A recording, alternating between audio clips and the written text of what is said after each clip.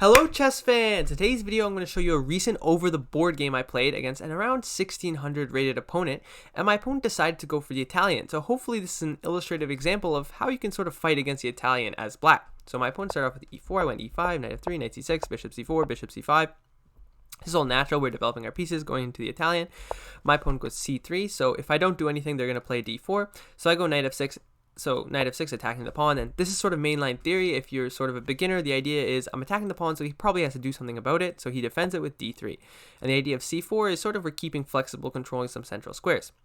So here, I decided to go for this move d6.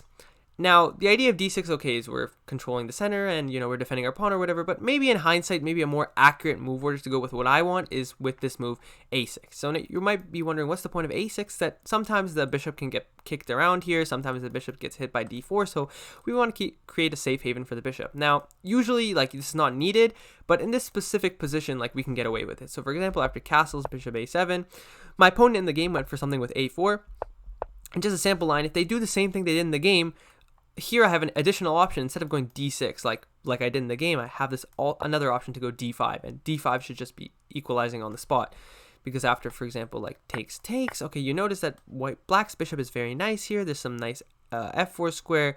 I have more control in the center, so this position is quite nice for me. But instead of that, I went for this d6 move, so I just limited myself in an option, but generally d6 is also a fine way to play. So castles, a6, a4, and the idea is sort of a6 is also that the bishop can't go to b5 anymore. So I'm threatening knight a5 to sort of win the bishop. So usually that white has to address it. For example, if they play a move like rook a1, already I might be able to go here. I have to go bishop a7, and then if they go knight d2, because, okay, if I go here right away, they maybe have b4. So if I go bishop a7 first, and then after knight d2, here after knight a5, notice that I've prevented bishop b5 check. I've prevented him from taking the pawn on e5. I've gotten my bishop out of c5. Once all these conditions are met, we can play this knight a5 move, and here black should at least be equal. Okay, so a4. So now I don't have knight a5 ever because of the fact that he has bishop a2. So I went bishop a7, just getting my bishop out of any possible advances. My opponent goes bishop b3. Generally, it's a good idea to sort of bring the bishop back into the diagonal so that you can control the center more. And sometimes you can get hit by d5, you can get hit by b5. For example, I'm not saying it would be a good move, but here b5 is even a possible move, I think. Okay, maybe not this position. For example, this position, b5 is even a possible move because after takes, maybe there's some ideas like this in the future. So yeah, generally advisable to just get your bishop out of the way, because now, okay, I can't move the bishop back because, again, this is sort of a move.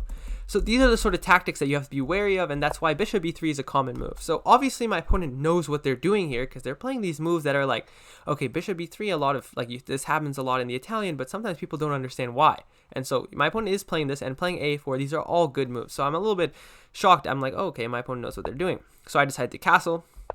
My opponent went knight d2, and here I went for rook e8. Now, rook e8 is kind of a weird move. In hindsight, there's a few better moves probably here. For example, I think knight e7 right away might even be better because of the fact that they don't have d4 because, their center is going to hang immediately. So I sort of can get away with this, and I don't really have to commit my rook to e8 all that soon. But instead, rook e8 is also a fine move. Another move you can play here is h6, just preventing any knight g5 ideas.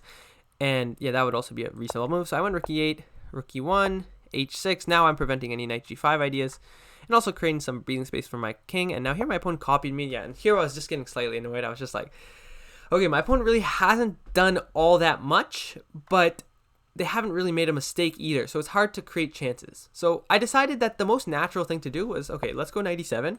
And my idea is to go here. And here they shouldn't really strike with this because I think immediately their pawns are just becoming really weak. I can just go back and, yeah, this is just a really weak structure. For example, here you're immediately losing, so you can't even move the knight, and how else do you defend this? So they can't really go d4, so they went knight f1, I went knight g6, knight g3, and yeah, here I'm getting even more annoyed because of the fact that, okay, my opponent's really not doing anything.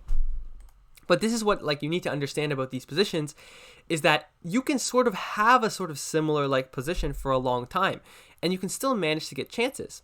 So here I decided to go for this move c6. And at this point is the point I think that my opponent could have actually grabbed the advantage, because if I had gone for a5 here, it's questionable who's sort of better. Maybe it's about equal, but since I went for this a6, I think it's pretty clear that white's better because of the fact that, okay, they can always shut down my queen side with this a5, and now this pawn controls pretty much all these pawns. So really here, if my opponent wants to go for the advantage, they should really have played this move d4, and after d4, I think the position is just either slightly better for white or maybe about equal, but I think that here white definitely has a human advantage because of the fact that they control the whole center. My pieces are kind of bobbled up here, so it's kind of difficult. So if my opponent saw this, you should have probably gone for d4. And I was thankful that you didn't, because after bishop e3, I think that black should be completely equal. And after my opponent's move, after I took, so here I was expecting my opponent to take with the rook, and after which case I have d5. So I was able to get d5 off. Trading these bishops is not a big deal. And yeah, after this d5 move, black controls all the centers, so it should be about equal, or maybe black slightly better. But instead my opponent went f takes, and now I think black is just like clearly better because of the fact that, okay, you have this sort of weak pawn structure and it's not easy to do anything about it.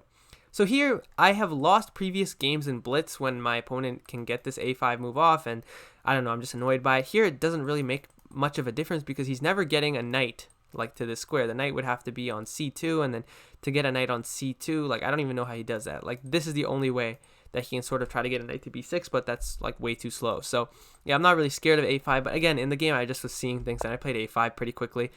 But here my opponent played d4, so d4 is a pretty natural move, and you think, okay, now that f pawn is supporting it here, but make sure that as black you never take here, because if you take here, their setup is completely justified. So my idea is never ever to take this pawn. Instead I went for queen b6. Queen b6 might be a mild inaccuracy here. I should have played d5. It's an idea I severely underestimated. Here, essentially what's going to happen is something similar to the game, is that white's going to be left with this weak pawn. I'm going to be left with this IQP here, but this pawn is significantly weaker because also there's this diagonal open. So I went queen b6 instead, sort of keeping an eye on this. Sometimes I have threats along this diagonal too, and sort of keeping him not able to expand. For example, he can't go for a move like d5, I think, because I can just take, and maybe immediately I can go here, like pressuring this, and it's really impossible to defend that. For example, if he goes here, then, okay, knight f5, I'm already threatening this pawn, and if he takes, I can bring this knight to c5. So again, these are like ideas where this queen can sometimes tactically be useful. So instead he went for queen c2, which was the move I was expecting, and now my whole idea was, okay, once the queen's on c2, now I play d5, because now the queen no longer eyes here. I was sometimes worried about myself losing a pawn, but the tactics did work. So another move I was considering here is this move bishop e6, and after takes, I was really worried about c4. I really didn't see what to do on this, because if he goes d5, then okay, I just have no counterplay whatsoever, and his knight is even getting to f5. It looked very unpleasant. So I just really did not want to allow either of those things. So after bishop e6, c4 here, I actually have this move that I didn't even see it. I had d5. So, oh wait, sorry, bishop e6, takes, and c4, I had this move d5, which I didn't even consider, to be honest. But after like some mass amount of trades, like if he keeps on taking, like I get this b4 square, so he's not going to take. So maybe he should go here, and then, okay, yeah, I have a nice center. So I didn't see that, but d5 is also a great move. And yeah, that's what you have to do in the Italian. You sort of have to wait with your pieces. Often you're going to try to get this d5 break in. It's a really important break in the Italian. And often you have to try to get your knights here. So these knights can usually try to come to f4. This f5 square is often very important. And basically it's a maneuvering game for when black can get off this move under the right circumstances, and when either side is going to sort of benefit from it. And usually this f-pawn being here means that the side with the f-pawn is not really doing well. Not to mention, my opponent already played rook e1 and then took with the f-pawn. Like, you can just see how strategically that doesn't really make much sense. So here my opponent might even want to play rook f1, in which case they'd be down 2 tempos, which is why black is better. So after d5, takes. Here my opponent took here, which is again a slight mistake. I don't really see a need for that. Maybe c4 with the idea to go c5 would have been better. But they took, and yeah, here they went knight d4, which is a good move. And yeah, I accidentally spoiled what I played, but it's actually a huge blunder, the move I played, which allows black to get back into the game, or sorry, white to get back in the game. So here, notice that the idea of knight d4 is it sort of blocks this diagonal. So the queen can no longer, sorry, the e-pawn can be pushed because of the fact that the queen is no longer pinning the king to this pawn. But if, for example, I make a nothing move and he plays e4, here I have this move knight c6. Very important move, and the idea is I'm attacking the knight, and the knight can't really go anywhere, and after this moves, then okay, I win a pawn. So he can't play e4 right now. So what I have to do is simply, not king f8, is simply just develop something like bishop d7, something like knight c6 maybe, but instead I go knight ed7, and this is a very key difference. After this move e4, I don't have knight c6 anymore, so I can't do anything. And you might say, wait, don't you just win a pawn here? No, because he has enough defenders. So that's not good. And okay, if I open up the position, his bishop comes alive and my knights are trapped. So what do I do? And here I saw this position. I was sort of freaking out because I was like, oh my god, I completely blundered. And here I was thinking of this move knight c5. And the idea is I'm attacking the bishop, and okay, if he allows me to, for example, if he plays a move like here, I think that simple enough, I can sort of eye these sort of pieces, and something is going to fall here. There's no way he can hang on to everything because, okay, let's say I can take here, he takes with the queen, I take, and then take with the knight, so something's going to fall here. So he's not going to take with the pawn after knight c5, he's going to take with the bishop. And then I was just like, okay, wait, how do I sort of defend myself? And here I found this move nice move queen d6. I'm attacking the knight, and okay, wherever the knight moves, I'm also attacking this, so the knight has to move here with tempo. And here I would go queen e5. Again, I'm attacking this knight, I'm also attacking this pawn for another time. And here, for example, I sort of ended my calculation here because I thought, okay, I should be winning something, like either this pawn or this bishop or something like that. But here he has this move rook e3, which I didn't even see. And after takes, he can't take with the pawn because he hangs the bishop, so he has to take with the knight. Here I had this move knight takes e4, bishop takes e4, knight takes here, and yeah, notice that wherever the knight moves, I can sort of unpin my queen, and the position should be around equal after like here, knight f6. But yeah, really only white has chances to win here because the queen side majority is better. So this is really what my opponent should have gone for. They would have a very slight plus if they went for e4, but thankfully they went for rook d1. And in this position, yeah, black is just clearly much, much better. Again, in the Italian, it's very important to control multiple things. You have to control these f4 and f5 squares. You have to always be vigilant of those, but you also always have to think about these pawn breaks, whether it be e4 in this position, usually d4, sometimes e5, sometimes d5. All of these pawn breaks are things we need to constantly be calculating and constantly be thinking about.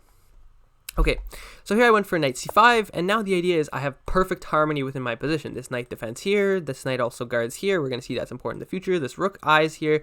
This bishop is going to do a good job eyeing here, and yeah, I'm controlling the e4 break. It's not going to happen again. So yeah, here after my sort of lapse, letting my opponent get back into an equal position, I managed to like get back into the sort of right mindset, and this was sort of my only mistake of the game. Other than this knight d7 move, this game was essentially perfect by me. So bishop a2, I went bishop d7, I'm attacking this a4 pawn, and it's really not easy for him to defend the a4 pawn. Now, the engine actually just says that he should just give it up. For example, he should play a move like, I don't know, rook a1, and then after here, just play b3. But yeah, this is just extremely unnatural for someone to do, so instead he went b3. And yeah, I'm not even sure I fully understand why. Apparently here I had this move queen c7 attacking the knight. If the knight goes here, then I can go here, and then I'm attacking this. I'm also putting pressure on the knight, and then I can go queen e5 next, and the knight is essentially trapped. So yeah, I didn't see that. Instead I went rook a8, just aligning myself with the queen. I think it's pretty natural.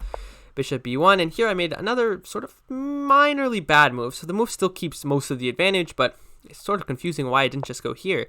And the idea is takes, and like, okay, how does he defend this? For example, if he goes like rook d3, I can even go here. And then I'm threatening to take with the knight, and if he takes with the rook, then I can take the queen behind it. So yeah, I'm really confused at why I didn't play this move. It's sort of obviously winning, but my move is still winning and doesn't really give up much of the advantage, but it just makes it a little bit more complicated. My opponent went knight f5, I went queen e5, knight f3, I went queen c7. You might say, okay, why are you shuffling your queen around so much? It's that he's actually misplaced his pieces. So here his pieces are eyeing this f5 square. This f5 square is very nice. But now his pieces are eyeing these d4 squares, which I really just don't care about. Now I also have this knight e4 square. He can't even trade this off, and yeah, he's losing a pawn here no matter what. So here my opponent sort of finally started to do what's called like just crumbling. So my opponent's played a good game up to this point, but at some point, like when you're just worse, it's just hard.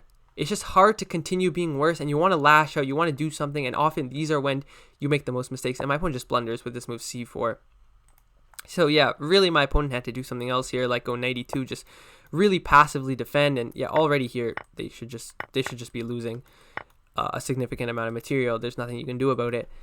But yeah, that's what my opponent had to do and just suffer in that end game. But yeah, this takes composure, and my opponent just lashed out, and it's understandable because when you're worse, you just want to do something. You want to create some sort of counterplay. And here, okay, his idea was, okay, if I take, maybe this knight is weak, maybe I can put pressure on it somehow, like knight d2, and if the knight moves, I don't know, I have some mate in some positions. But I took, And then he went rook c1, and then, okay, I just go queen g3. And I'm threatening takes here with the attack on the queen. I'm also threatening bishop h3. And okay, he saw one of the threats. He went here. But then I take here. And yeah, this is actually like his best move, apparently. Like he can't really do anything to solve this threat. If he goes like king h1, I would go here. And if he goes here, I think simplest enough is, okay, I go here. And then, yeah, he can't even stop the threat of bishop h3. So he just has to allow it happening. And then here he went knight h2, which, okay, I'm not really even sure what knight h2 does. I think the idea is he wants to go knight f1.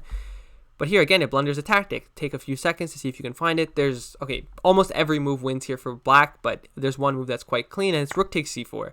The queen can't move because he gets mated, so he went here, attacking my queen, and maybe he was just like, oh, you move your queen, I take your rook. Or maybe he was like, oh, you move your queen here, I can sort of get away with my queen, maybe I'm not losing. But then here, I think my opponent just missed. Simple, rook takes c2. And here he has to give up the queen, just take back, but he took here, and then after takes, I think my opponent finally realized, oh wait, I just completely blundered. And here I think my opponent resigned, but after king h1, knight takes g3. It's a pretty aesthetic mate, like the bishop, rook, and knight, all right next to the king, and checkmate. So yeah, this was a pretty good game, I think. Actually, maybe even more aesthetic is knight f2. Maybe this is even more aesthetic. With the knight there, it's like, oh, like the material balance is not that sort of crazy. Like he's only down like a few pawns. But yeah, that I think was a nice example of how you sort of gain counterplay in the Italian and how you can sort of try to win as black in these positions that seemingly look like white is just pressuring, but often you can create counterplay. And even in Super GM games, like the Italian is still something that a lot of Super GMs can use to win. So I think that you shouldn't be deterred from playing it just because you think it seems drawish. I think that's something that a lot of lower rated players get tricked into. They need to play Sicilian, they need to play Carol Khan, they need to play all these different openings that are like really different, really, really aggressive, just to get some sort of game where they can possibly win. But yeah, you don't really need to do that. If you just play an equal position against a lower rated player, like you will most likely win, even if you play like Exchange French or whatever. So yeah, that's the end of today's video, guys, and I'll see you guys in the next one.